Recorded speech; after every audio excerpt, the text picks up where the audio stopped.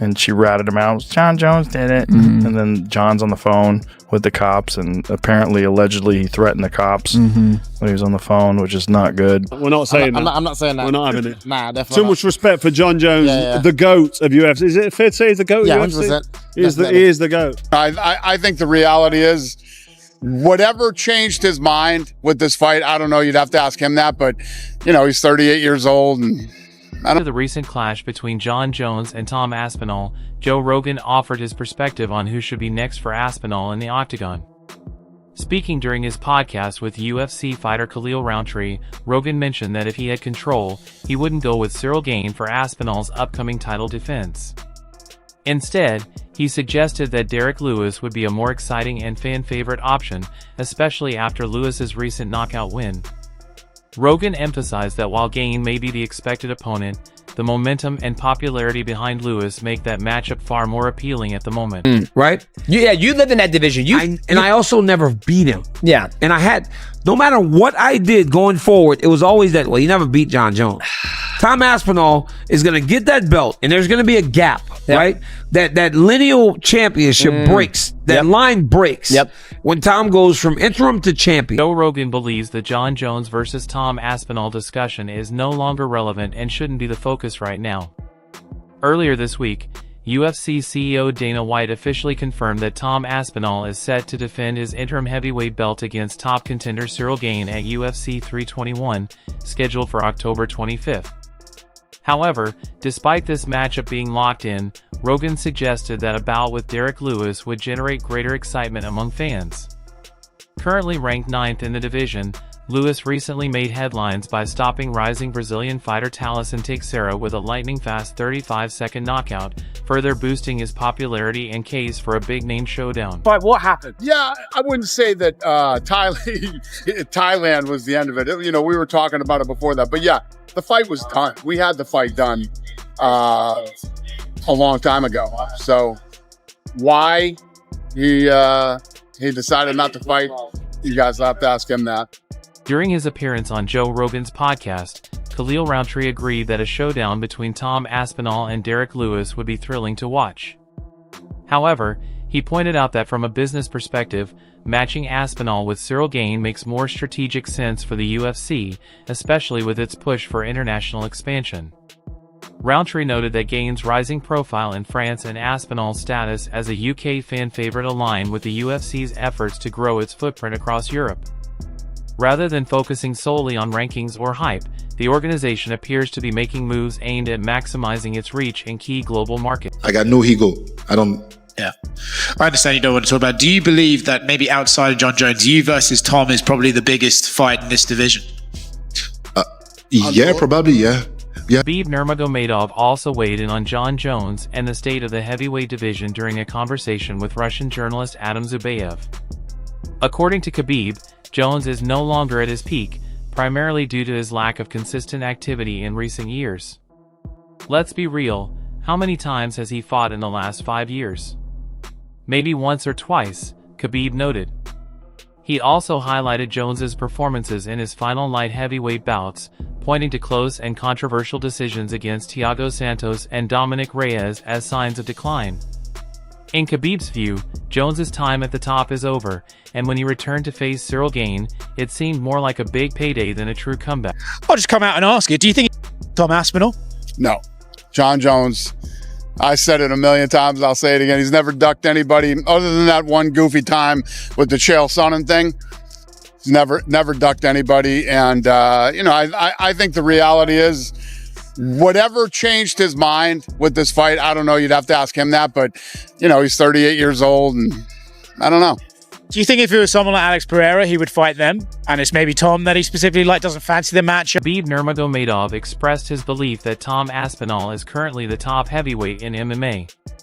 However, he noted that true comparisons between Aspinall and Jon Jones can only be made once both fighters have fully wrapped up their careers. Khabib acknowledged that matching Jones's legacy would be an incredibly tough challenge for Aspinall, stating that evaluating their impact will only make sense in hindsight.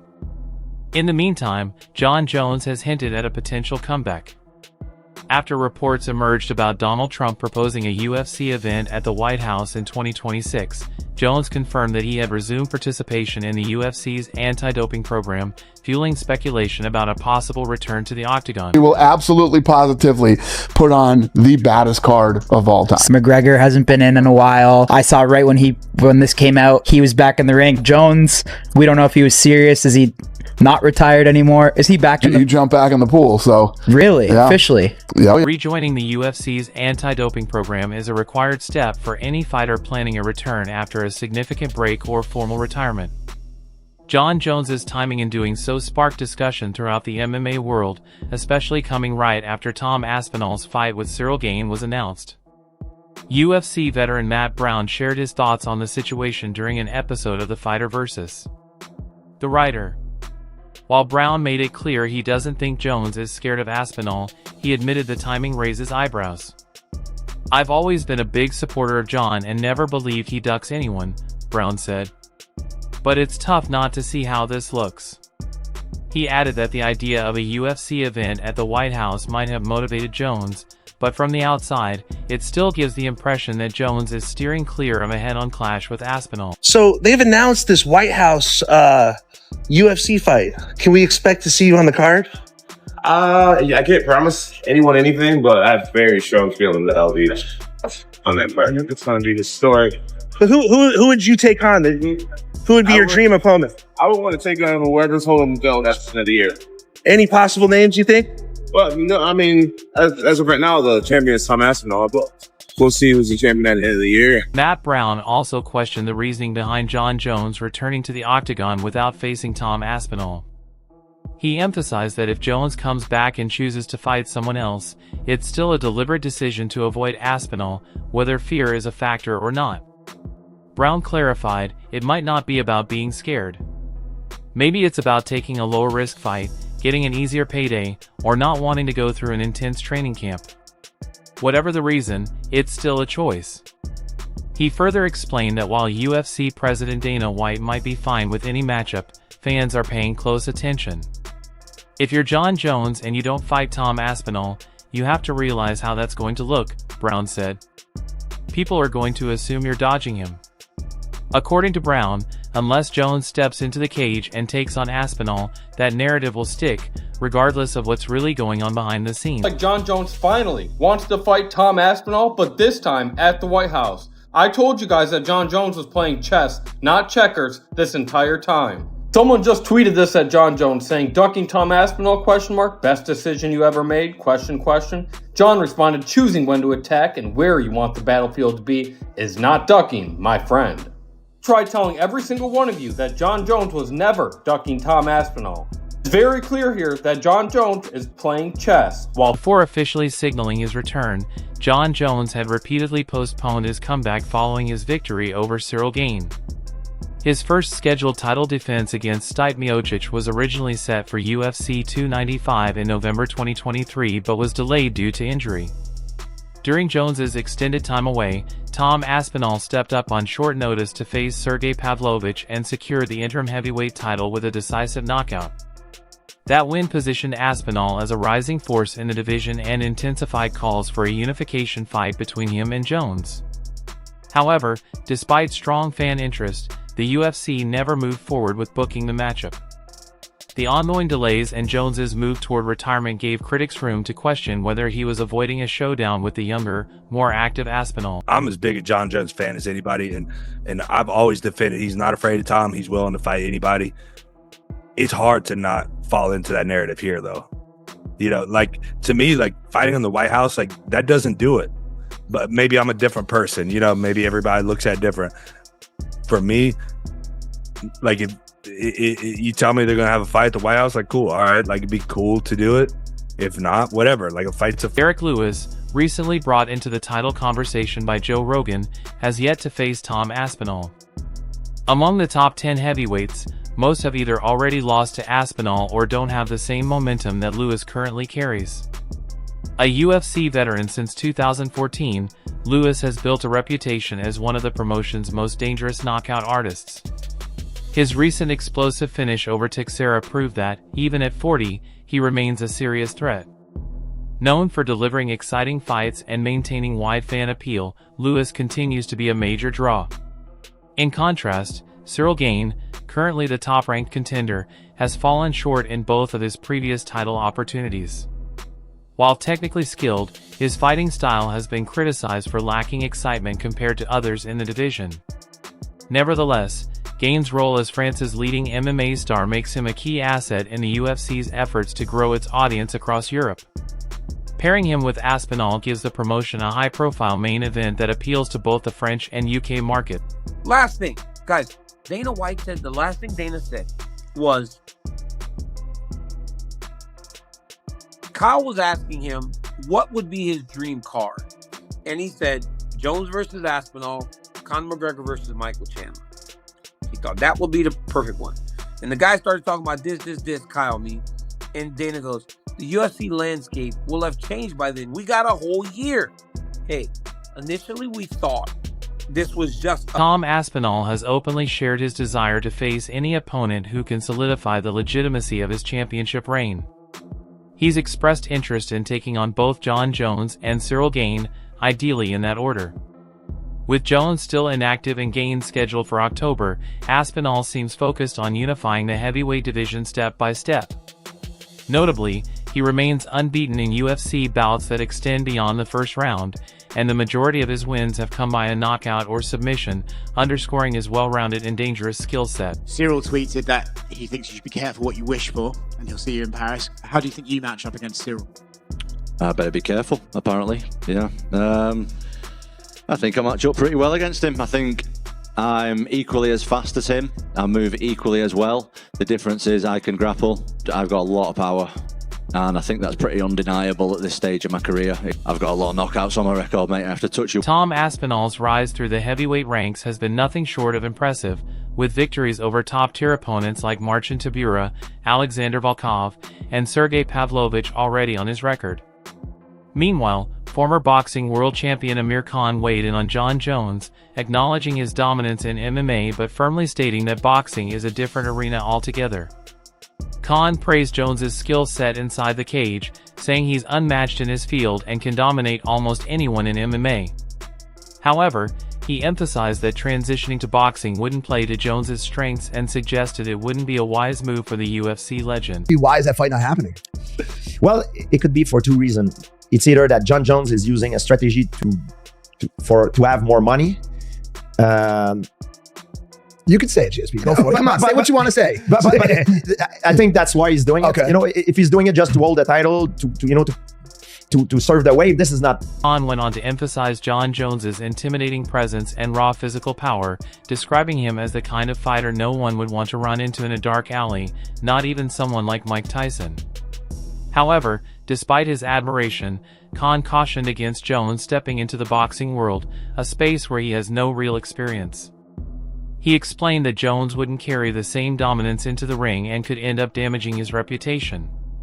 He'd be out of his element, Khan suggested, adding that such a move could tarnish the legacy Jones has built in MMA. But he's like the longest running heavyweight champion in the history of the UFC, isn't he? But he's only like, he hasn't fought anyone. Yeah, I don't think it's going to happen, you know. I think Jon gets a lot of money for being champion. I think the sponsors not paying him a fortune, and I think he's just dragging along, keeping the belt as long as possible because it's worth that much money to him. I mean, Jon's often struggled with tall people who are good boxers. I imagine he probably, if he did fight him, he would. While Amir Khan focused on Jon Jones's potential struggles in a boxing ring, former UFC welterweight champion Leon Edwards shared his perspective on Jones's legacy within MMA.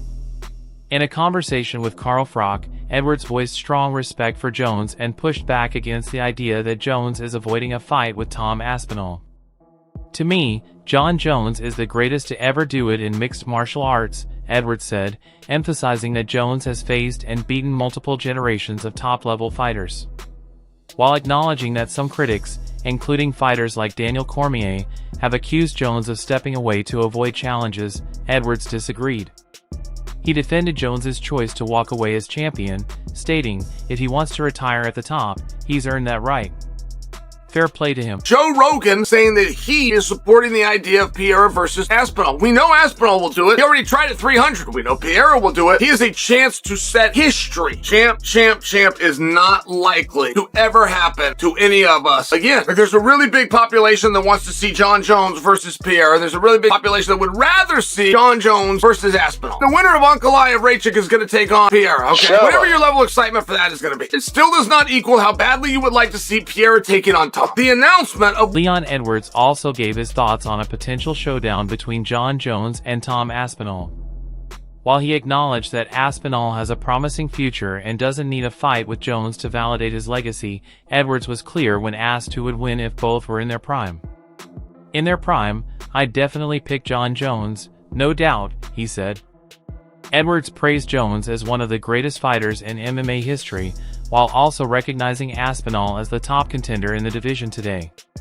He added that Aspinall's speed could create problems for Jones, especially given Jones's age of 37, but maintained that a prime version of Jones operated on a completely different level. And say, no, you're not going to take this. And do you know what Jon Jones did? You have it. I don't want to fight. You can have it. This is unbelievable. The greatest of all time. What a load of shit. I'm sorry. Never going to call that him the GOAT. Ever again. Because being the greatest of all time is not just about winning. And that's what Jon Jones doesn't understand. It's about how you conduct yourself throughout the whole of your career. Are you willing to fight the biggest challenges, the biggest tests? Go in there. Jon Jones last competed in March 2023, earning the vacant UFC heavyweight title by submitting Cyril Gane. However, he has yet to defend the championship. A planned title bout against Stipe Miocic later that year was cancelled after Jones suffered a torn pectoral muscle, sidelining him indefinitely. In the meantime, the heavyweight division has remained unsettled. Tom Aspinall stepped up in November 2023 and captured the interim title with a knockout win over Sergey Pavlovich, increasing calls for a long-awaited title unification fight. Jon Jones unretired. And Jon Jones is going to just for that fight. He went back into the testing pool. Right. But Tyler and I debated because he hasn't fought in 4 freaking years. Yeah. I would still pick him over whoever they would charge. Been screwed. Right. Well, Aspinall's he's the champ now. Right. Yeah, he's the champ, but he hasn't been paid. No, but I would assume that if Aspinall is successful and wins once or twice going into 26, that would be the match. In an interview with TMZ, Jon Jones revealed that his anticipated return is likely tied to the proposed UFC event at the White House in 2026. That's the goal, Jones said. We haven't had official talks yet, but I've got a strong feeling I'll be fighting that night. His comments hinted at a comeback on a major stage, potentially against whoever holds the heavyweight title at that time. Later, in a separate appearance on the Joy of Everything podcast with Joe and DeLauro, Jones reaffirmed his confidence in being ready for a championship bout on that card.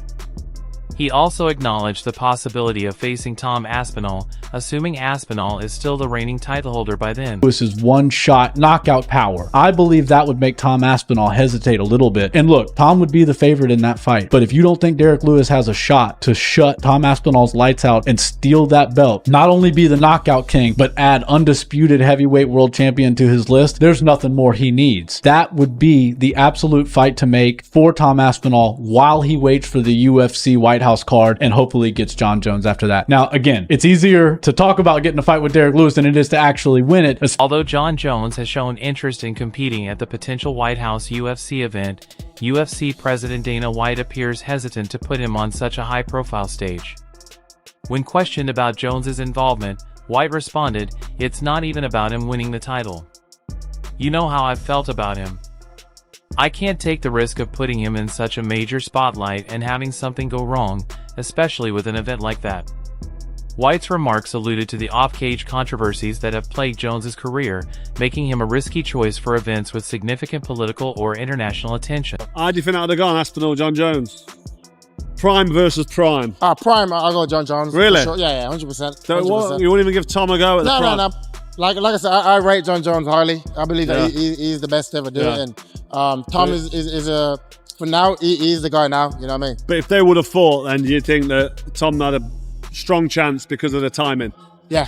And fighting's always about timing. Boxing, 100%, MMA analyst and coach Din Thomas offered his perspective on the ongoing delays surrounding the potential matchup between Jon Jones and Tom Aspinall. In an interview with MMA Junkie, Thomas suggested that the entire situation could be part of a long-running promotional strategy. "It has to be Jon Jones," he said. "I think this whole thing is just smart marketing, keeping the fight in the spotlight to make it feel even bigger." Thomas pointed out that despite no official contract being signed, the UFC has managed to keep the conversation alive. "Every show I've been on, we've spent more time talking about Jones and Aspinall than actual fights that happened," he added, noting that this buzz seems far from accidental. But what did you make of it when you heard Jon calling out Alex of all people? I think he does do this because, Alex Perez now he's like big star in the UFC, everybody loves him, so he know what he's doing, but I believe he should to fight against Aspinall, but I think he a little bit afraid of him, because Aspinall is someone who can really stop him and beat him. Yeah, But that's why I think that he believes if he can, fight. Din Thomas also suggested that Jon Jones has been strategically managing the situation to his advantage.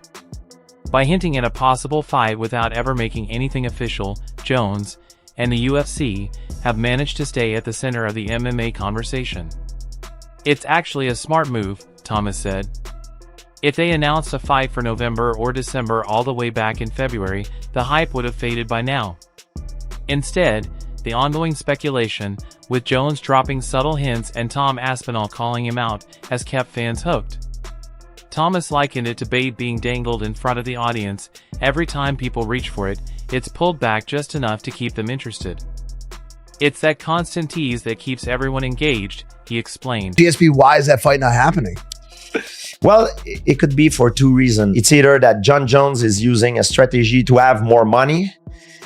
You could say it, GSP. Go for it. Come on, say what you want to say. If he has no intention of coming back, that's not right. Make negotiation happen or, get things moving. Doesn't seem like Jon really likes the topic. He actually